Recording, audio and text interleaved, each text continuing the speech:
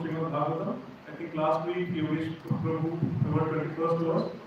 So just one verse we have to cover this week. So maybe I'll be finishing off quickly, but yeah, let's see. I hope I can finish off quickly. I'll try my best to do that. Okay. Let me share my PPT.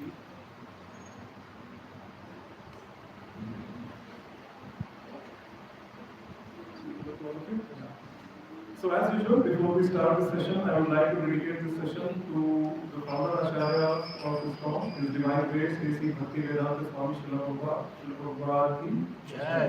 I would also like to dedicate this session to my Guru Maharaj, and I hope this humble effort of mine pleases both Srila Prabhupada as well as my Guru Maharaj.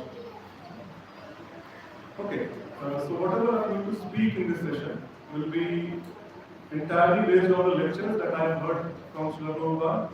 I will be speaking only what I have read in the books of Srila Prabhupada, and I will be speaking only what I have heard from my Shiksha Gurus and my seniors. So we'll offer some pranam mantras. Pranam mantras are very, very auspicious, very, very purifying. So those who all know, please try to repeat after me. Those who don't, try to listen very intently, because listening is also very, very purifying. Om Jnana-Timirandhasya Jnana-Shalakhya Chakshurunmilitam Yena Tasmai Shri Guruve Namaha Shri Chaitanya-Manopishtam Sthapitam Yena Bhutale Swayam Rupa Kadamahayam Dadati Swavadantikam Vandeham Shri Guru Shri Yudhavadikam Shri Guru Vaishnavamscha Shri Rupam Sagrajatam Sagaraghunathadikam Tam Sajivam Sadvaitam Sadhutam Parinirsahitam Krishna Chaitanya Devam Shri Radha Krishna Padam Savarnalita Shri Vishakhantamscha Shri Krishna Karuna Sindhu Deenabandhu Jagatpate Gopesha Gopika Anta Radha Anta Namaste Tapta Kanchana Gauranga Radhe Vrindavaneshwari Vrishabhanu Devi Pranamami Haripriye Vanchakalpatarubhyascha kripasindhunjayascha patitanam bhavebhyo vaishnavebhyo namo namaha namo mahadanyaya Krishna-premapadaye Krishnaya Krishna Chaitanya Namne Kaurashise Namo Vishnupadaya Krishna-premapadaye Bhutale Srimade Bhakti Vedanta Swami Namine Namaste Saraswati Deve Gauramahi Kacharine Nirvishesha Shunyavadi Paschatya Desharine Jai Shri Krishna Chaitanya Prabhu Nityananda Shri Advaita Gadadhara Srivasadi Gaurapatrita Hare Krishna Krishna Krishna Hare Hare Hare Rama Rama Rama Hare Hare Mukam Karoti Vacha Guru Nagre Yat Kripatam Shri Guru Paramananda Shri Chaitanya Hare Om.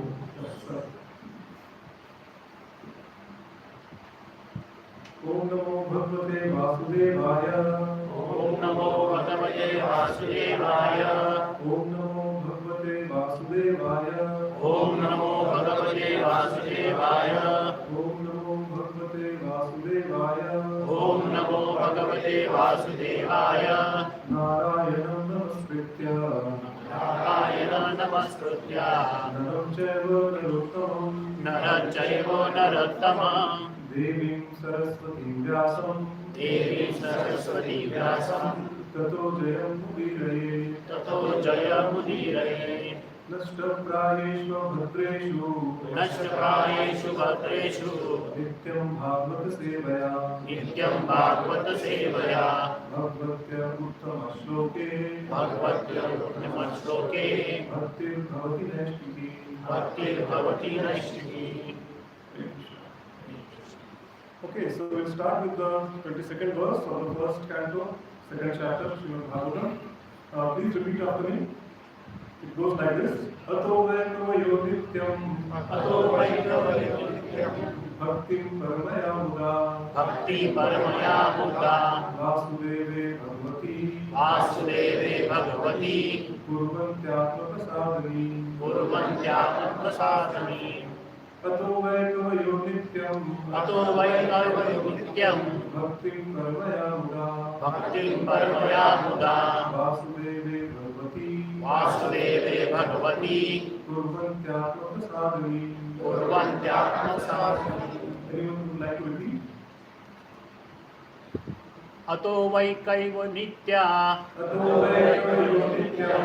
Bhakti parama maya muda. Bhaktim paramaya muda. Vasudeve bhagavati. Vasudeve bhagavati. Kurvanti atma prasadani.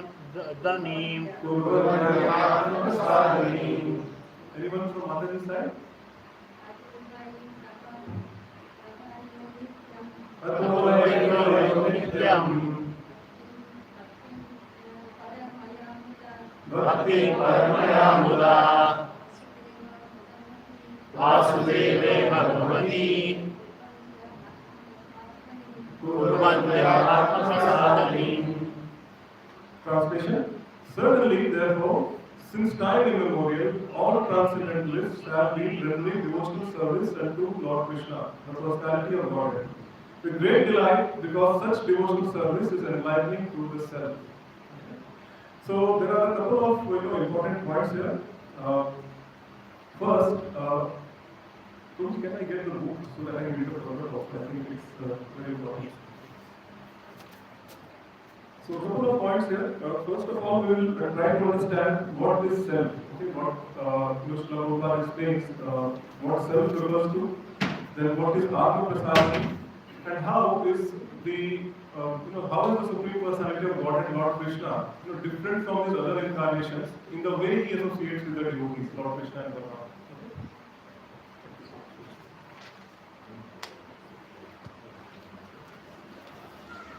Okay, so the purport goes like this.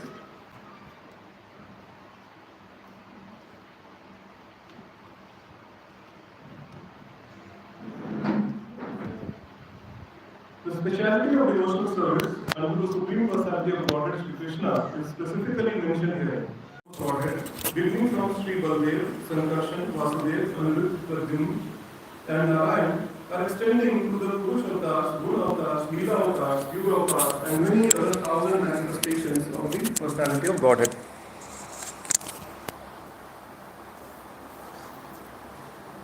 Godhead are Lord Krishna's plenary portions and integrated parts.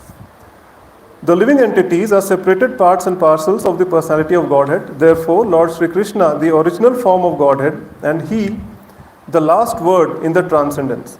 Thus, He is more attractive to higher transcendentalists who participate in the eternal pastimes of the Lord. In the forms of the personality of Godhead other than Sri Krishna and Baldev, there is no facility for intimate personal contacts in the transcendental pastimes of Lord at Braj Bhumi. So this is a very important point we will see towards the later portion of this session. Okay, it's going to be interesting, this part. Okay, the transcendental pastimes of Lord Sri Krishna are not newly accepted as argued by some less intelligent persons. His pastimes are eternal and are manifested in due course once in a day of Brahmaji as the sun rises on the eastern horizon on the end of every 24 hours.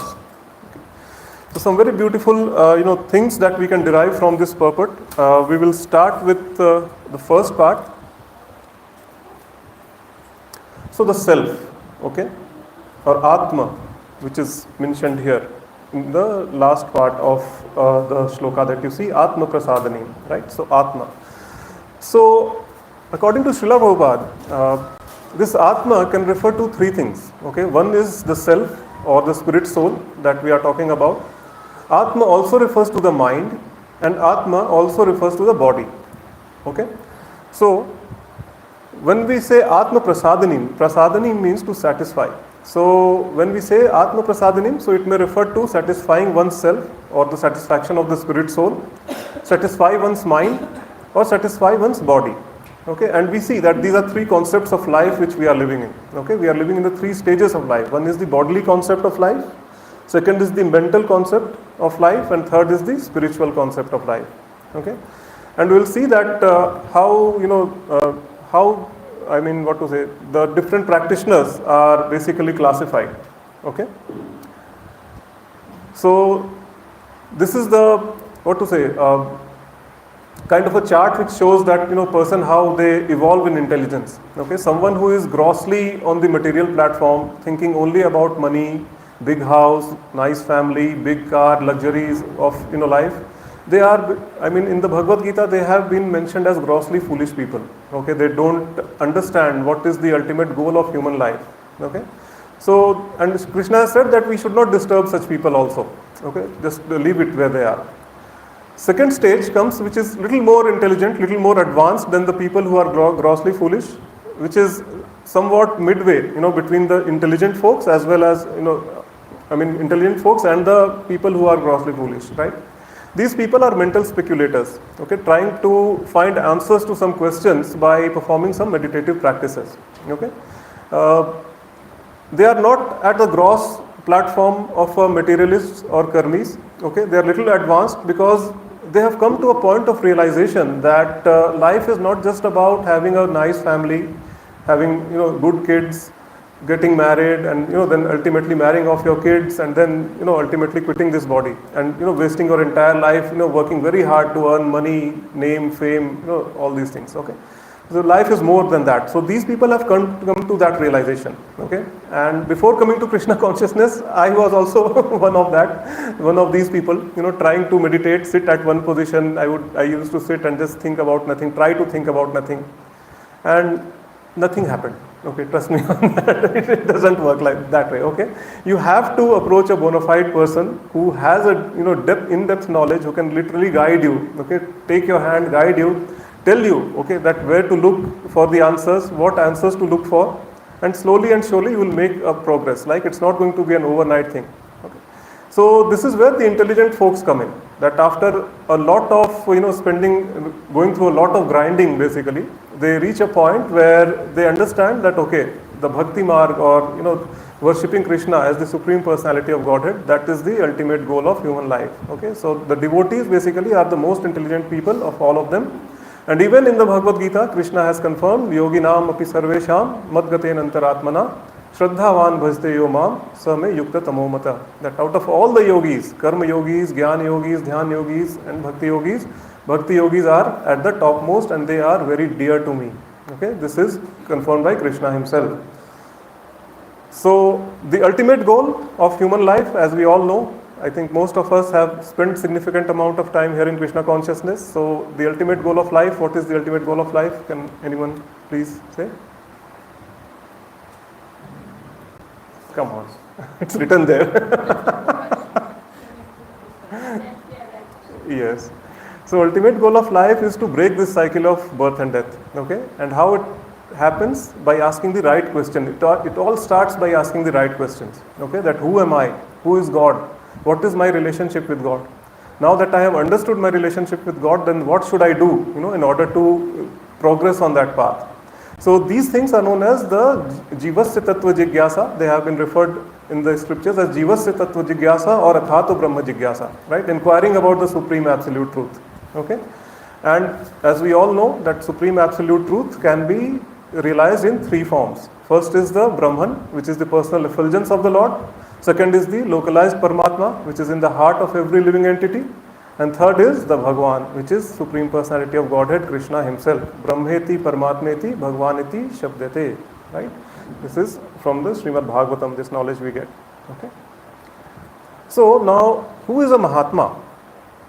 Okay. So Krishna gives the definition of Mahatma. Right? So a person, like as we saw, that the most intelligent people are the devotees. Okay, because they have realized that Krishna is the Supreme Personality of Godhead, and willingly they have surrendered unto him. So that means each and every devotee is considered as a Mahatma. Okay, Vasudeva Sarvamiti Sa Mahatma Sudurlava.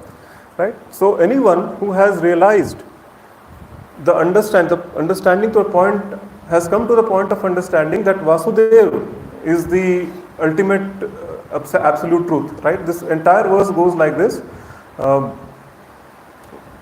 Bahunam janmana mante gyanvan mam prapadyate Vasudeva Sarvamiti Mahatma Sudurlava. Okay? So, which means that after many, many lifetimes, okay, it's not going to happen overnight. It's just not like all of you, like you have been in ISKCON for quite some time. Okay, so please never be under this illusion that one fine day you went to the Janmashtami celebration of ISKCON and some devotee caught hold of you, right, and registered you for the Gita course. You joined the Gita course and then you have been making some progress in ISKCON. No, it's not happened that way. Okay, Bahunam Janmana Mante. After many, many lifetimes, we all have gone through that grinding over several lifetimes, practicing little bit of Krishna consciousness in each lifetime, right? And after that, we have come to a point of understanding, Gyanvan Mam Prapadyate, like he who understands me to be, Krishna is saying, he who understands me to be the cause of all causes, and the Supreme Absolute Truth, right, surrenders unto me. And then such a Mahatma or such a great soul is very rare. Sa Mahatma Sudurlava. That's what Krishna is saying, correct? So we have gone through all this grinding, and that's the reason why that on this Saturday morning today we are sitting here, right? Instead, we could have been anywhere, right? So it's not nothing is happening by chance here, okay? So we have to go by the words of Sri Krishna, and this is the definition of Mahatma. Srila Prabhupada used to say that in India, anyone can be referred as Mahatma. You open a hospital, you will be called a Mahatma, right? You open an educational institution, you will be called a Mahatma. You do some charity, you will be called a Mahatma. But no, we will not go by those definitions. We will go by what Krishna is saying in the Bhagavad Gita. Sa Mahatma so Durlabha. Okay. So basically what we have understood till now, that there are two ways of life. Okay, one is the way of liberation and other one is the way of bondage. Okay, so bondage, as we all know, all the karmis who are simply living their life according to their own whims and fantasies. Okay, they are basically binding themselves in this karmic reaction, the process of action and reaction. Okay, so every activity which is not done, to please the Supreme Personality of Godhead or Vishnu, that is binding for us. Okay, and when we do such an activity, whether it's a good activity, still we will have to come here to enjoy the fruits of those actions. If those activities are bad, we will have to come back here to suffer the fruits of those actions. Okay, so this is the binding way. Another path is the liberating path. Okay, like people who have accepted Krishna as the Supreme Personality, Sa Mahatma Sudurlabha, they start practicing devotional service. Okay, and then once we keep Krishna in the center of our lives, and then keep all our activities around Krishna basically, then we do not incur any good reactions or bad reactions. We are simply liberated, and once we quit this body, we will go back home, back to Godhead. Okay. But unfortunately, the society in which we are living in today, the universities or the educational institutions, they do not have any idea about bondage and liberation. They simply are slaughterhouse education system, right? And what to say, like I can give my personal example. I see my kid, going to school, the way their curriculum is designed and the way their routine is day in and day out, I can clearly make out that, they are being prepared for this corporate culture once they grow up, okay? So this is what, and right from the childhood they are being trained like that. Okay, so how can we expect that these understanding will come into kids of tomorrow, or maybe we are also living similar kind of life. The work-life balance, we are trying to strike it very desperately. And some time that we get, maybe on Saturdays and Sundays, we come here in the association of devotees, right? It's very, very difficult. So, why is it so? Our Shastra says there's a term used for this situation which is known as Uru Damni Baddha. So Uru means rope and Dhamani means very strong and Baddha means tied up. So when our hands and legs are very strongly tied up, we find it very, very difficult to move, right? It's very difficult for us to make any simple movement also, right? So similarly, the laws of nature are also very, we are very tightly bound by these material laws of nature. Even slight attempt we do to break these laws, we will have to accept some suffering. Okay. One very good example is that, say, all of us has certain appetite, for food. What happens when we try to overeat? We'll straight away, immediately, we will run into some digestive issues. We may, also suffer from an upset tummy. Okay, if we eat too much. Correct. So this is how strong the laws of nature are, right? If a child, a 5-year-old kid, puts their hands in fire, what will happen? Fire will burn it, right? Fire doesn't see that, okay, it's a 5-year-old kid, he doesn't know that, okay, the fire, I'm going to burn him, so let me have some mercy on him, let me not burn him. Fire doesn't think like that, right? So this is how stringent laws of nature are, right? So that is why in Bhagavad Gita it is said, Devi Yesha Gunmayi Mama Maya Duratya, right? Krishna is saying that this external potency, this Maya energy of mine is very, very difficult to overcome. Okay, but Mam eva ye prapadyante Maya metam tarantite. Those who take shelter of my feet, for them, they can surpass this Maya very easily. Okay, so this is what the Bhagavad Gita says. And one very nice pastime I would like to narrate here, which will give you an idea about how strong the Maya Shakti of Krishna is. And this is the pastime of Krishna and Sudama. I hope some of you might be knowing this already, but just in case, like if you don't know, I'll like to, recollect this pastime. It's a very beautiful pastime. Okay. So it so happened that once Krishna and Sudama, they were on the banks of Gomti river and they decided to take a bath. Okay, and Sudama, by that time, he knew who Krishna was and was very, very, confident that he is the Supreme Personality of Godhead. And he started pestering Krishna, that Krishna, I want to see your Maya Shakti. I know who you are, I want to see your Maya Shakti. And Krishna would try to, change the topic, अरे चल ना यार अभी डुबकी मार अभी क्या यहाँ माया वाया कर रहा है कहाँ तुम पड़े हुए हो सब चक्कर में, right? So he is saying like that. And but Sudama was adamant. He just kept on pestering. No, I want to see, I want to see. So he said, okay, अभी डुबकी मार मैं बताता हूँ बाद में बताता हूँ. So Sudama just took a dip in the Gomti river, and as soon as he took a dip, he found himself in a very beautiful land actually, and the inhabitants of that land were very beautiful, and they just approached Sudama and just literally they fell on his feet. That Are Sudama ji, it's our fortune, great fortune that you have come here. So please, we have been waiting for you. You're such a nice personality. And Sudama was very pleasantly surprised that okay, मैंने तो कुछ किया भी नहीं यार. All of a sudden I'm in a Devlok, and these people are showing me so much of respect. So they said that okay. The princess of this kingdom is having a swamvar, why don't you come and join? So he just went, like he was all completely mesmerized, chalo, like that. When he saw the bride, the princess, he just lost all his control. I mean, the beauty of that bride was simply beyond description. She was such a beautiful lady, and she was holding a garland in the hand, and the swamvar was there. People brought Sudama there, and she went around the swamvar, okay, came up to Sudama and garlanded him and accepted him as her husband. So Sudama was very happy now that he was an ordinary Brahmana. Now somehow he has ended up in such a nice place. Like people are showing him a lot of respect. The princess has married him. He is the next king to be, right, of that kingdom. And after getting married, he also had kids. The kids grew up, right, and life was going very nicely. Okay. They started growing old, and one day, unfortunately, his wife actually fell ill and she died. Okay, so obviously Sudama was completely heartbroken, and people they came to know, they came there to console him that okay, it happens, but then why do you worry? Anyways, you will have to go along with your wife. Sudama was very surprised. What do you mean by I will have to go along with my wife? So they said, has no one else told you before? So he said, what?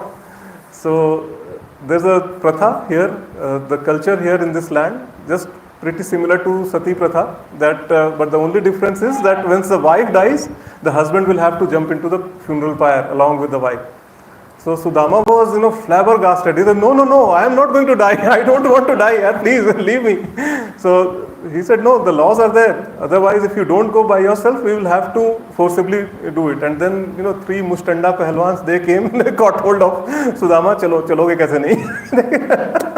Sudama was in complete disarray, and, out of that anxiety and in panic, he just started throwing his hands and arms and, Kanha, save me, Kanha. He started shouting like, crazy person. And then Krishna just pulled him out of the water. He, kahan yaar, dubki marne ka tha, tum kahan haath pair maar rahe ho? And he found that, okay, he is in the Gomti river, Krishna is there by his side, and, so just imagine, so this is the Maya Shakti of love. How long does it take for us to take a dip in the river? Hardly a few seconds, right? And in those few seconds, उसने शादी भी कर लिया, बच्चे भी पैदा कर लिए, and wife also died, and he was about to be thrown in the funeral pyre. Okay, so this is the Maya Shakti of Krishna. Okay, we should not ever underestimate him. Okay, when our lives, when it is going good, right? Sometimes we tend to forget the realities of life. Okay, we all are under this Maya Shakti, this illusion. Okay, and the only way to surpass this is to surrender into Krishna and chant Hare Krishna, Krishna Krishna, Hare Hare, Hare Rama, Rama Rama, Hare Hare. Okay. So this was one nice pastime. Another portion which I would like to touch upon was the purport from Srila Prabhupada, where he said that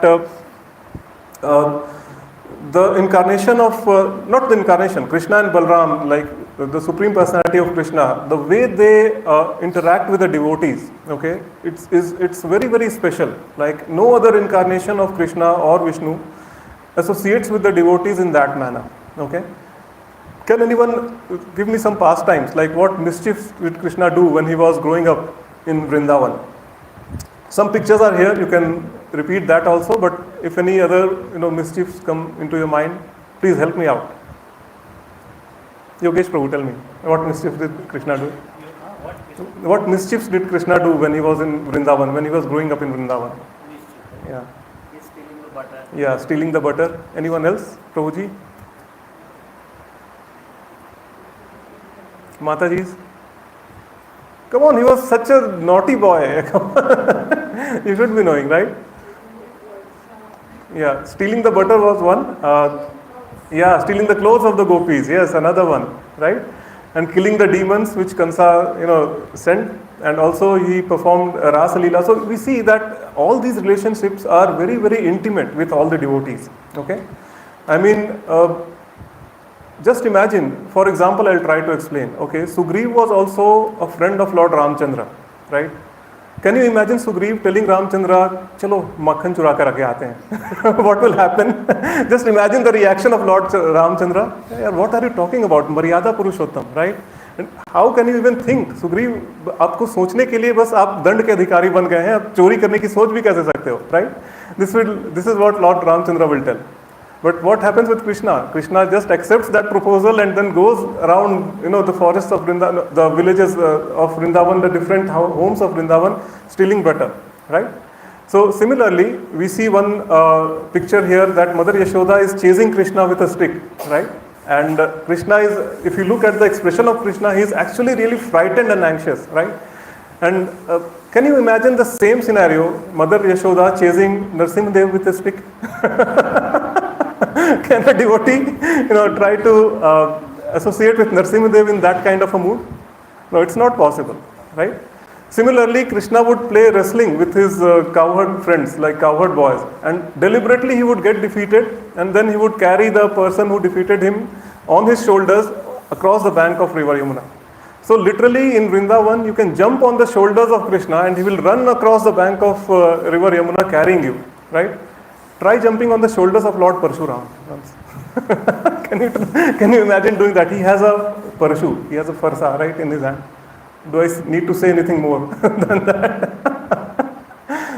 So we see that the mood of Krishna, like Krishna is in, that is the reason why he is known as Leela Purushottam, right? He is in his all sweetness, all the pastimes that, which Krishna can enjoy along with the devotees, and the devotees can also associate with Krishna, in that kind of a mood. All the other incarnations are also very, very merciful, okay, mind you. Like, for example, maybe Lord Ramchandra is Maryada Purushottam, he is, very, very disciplined person in his life. But just, try to recall when he was trying to build the Ram Setu on the sea, towards Lanka. A little squirrel actually, she also contributed by just throwing a pebble in the sea, right? And Lord Ramchandra was so happy with that effort also, right? So all the incarnations, just imagine when Prahlad Maharaj, like Lord Narsimha Dev was, so angry that no one, even dared to come in front of him. So much so that Mother Lakshmi, who is his wife, she said that I don't know this fellow. My husband is not like that, right? He is definitely not my husband. So, but only Prahlad Maharaj went up to him, and when he prayed that, okay, my father Hiranyakashipu, I know he was a very, like a demon, and he had, caused a lot of trouble to all of them. But still he was my father, so I just want him to, forgive all his sins. What did Narsimha Dev do? He said, why are you talking just about your father? 21 generations of yours will be liberated, right?